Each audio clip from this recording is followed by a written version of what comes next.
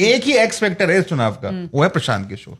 और मैं आपको बता रहा हूं, जितना मैं, जो मेरे दोस्त हैं जो बिहार से हैं, उनकी अगर मैं ट्विटर की टाइमलाइन रीड करूं या उनका फेसबुक पोस्ट मैं रीड करूं, वो सब लोग they are quite liking him, कि भाई इस यहां पर क्या बात होती है बिहार के अंदर, अगड़ा पिछड़ा हिंदू मुस्लिम, वो आके बात कर रहे हैं कि हाँ भाई जॉब्स नहीं है। सबसे पहले अगर कोई वर्ड पलायन अगर किसी ने अगर इस पूरे इलेक्शन को दिया, उसका नाम प्रशांत किशोर है। पलायन जो हुआ है, प्रशांत किशोर की हम लोग बात कर रहे थे, पहली पार्टी मतलब कि जिसने 51 सीट्स बिग का ऐलान कर दिया, प्रशांत किशोर ने ऐलान कर दिया। और प्रशांत किशोर ने इस पे क्लैरिटी रखी कि हम सारी सीटें लड़ेंगे, चिराग आए ये वो कुछ नहीं, ठीक है। अगर आप कैंडिडेट्स की लिस्ट देखें, मैं देख रही थी बड़े गौर से, उसमें एक पूर्व डीजी होमगार्ड आरसी मिश्रा, उसमें एक बहुत जाने माने गिरी साहब वकील है, उसमें एक बहुत जाने माने प्रोफेसर है मैथमेटिक्स के, और बहुत जाने माने डॉक्टर है। तो पूरा जो ईमानदारी का जो प्लैंक है और बिहार की जनता ही किंग होगी, उस पे प्रशांत किशोर की बहुत क्लैरिटी है। मैं अग्री नहीं करती कि बीजेपी के भीतर ये संशय नहीं है कि Prashant Kishor upper caste vote को डैमेज कर रहे हैं। कांग्रेस में भी प्रशांत किशोर को लेके एक बड़ी इनकी वॉर रूम में बैठक हो रही थी।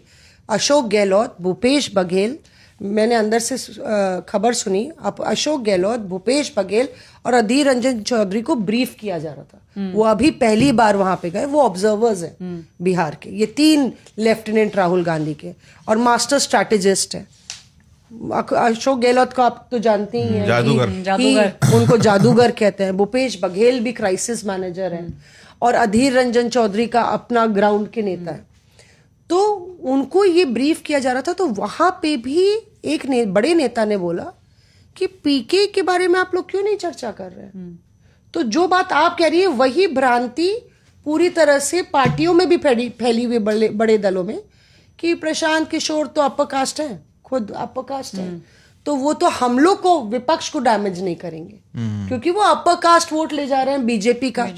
बीजेपी सोच रही है कि प्रशांत किशोर का प्लैंक ही अलग है, वो उनको डैमेज नहीं करेंगे। तो प्रशांत किशोर ने एक ऐसा मतलब कि कास्ट कॉम्बिनेशन का, जो आप कह रहे हैं ना, जात का जो उन्होंने किस सिलेक्शन ऑफ कैंडिडेट्स है, आप देखेंगे तो पूरा ओवरऑल रिप्रेजेंटेशन है। उसमें ईबीसी भी है, दलित भी है, उसमें यादव भी है, उसमें अपर कास्ट भी है, मुस्लिम भी है। तो उन्होंने ये सब, और तो वो ये सोच रहे हैं कि जहां पे जेडीयू का कैंडिडेट है, ठीक है, जेडीयू का कैंडिडेट है जो रिजर्व सीट है, तो वो कह रहे हैं कि आप बताइए, अगर रिजर्व सीट में जेडीयू का कैंडिडेट है और हमारा भी कैंडिडेट अच्छा है, तो अपर कास्ट कहाँ जाएगा? जेडीयू के साथ जाएगा कि हमारे साथ जाएगा? जो प्रोग्रेसिव तरीके से यूथ है, वोटर है, अर्बन वोटर है, वो कहाँ जाएगा? हमारे साथ जाएगा। और वहीं विपक्ष में अगर हम एक अच्छा यादव कैंडिडेट देंगे और विपक्ष जो है खुशवा देगा, तो यादव कहाँ जाएगा? प्रशांत बिलीव्स के हमारे साथ जाएगा।